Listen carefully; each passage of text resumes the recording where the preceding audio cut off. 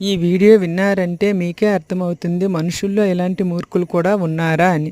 మాకు ఒక బుజ్జి పెయ్య ఉందండి. ఆ పెయ్యని ఎవరు కొట్టారో తెలియదు కానీ కాళ్ళైతే విరగొట్టేశారు. అది తెలుసుకున్న మా పేరెంట్స్ ఒక మందుని తయారు చేశారు. ఒక చెక్కను తీసుకొచ్చి ఇలా బాగా నూరడం వలన జిగురుగా తయారైంది. ఈ జిగురుగా తయారైన మిశ్రమాన్ని ఒక బౌల్లో తీసుకొని ఒక గుడ్డు వేసి బాగా కలుపుకొని ఎక్కడైతే విరిగిందో అక్కడ అలా అప్లై చేసి ఒక ఆకుని పెట్టుకొని ఎదురు కర్రలను కొన్ని తీసుకొని ఒక సాపలాగా అల్లుకొని ఈ మందు అప్లై చేసిన తర్వాత ఇలా బాగా రౌండ్ చేసుకొని ఒక దారంతో గట్టిగా కట్టారు.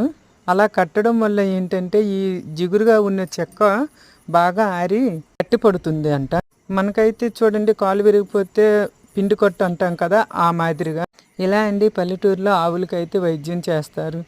అయినా ఆ మూగ జీవాల మీద ఏంటండి మనుషులకి కోపాలు? పాపం ఆ పెయ్య ఎంత ఏడ్చిందో మరి.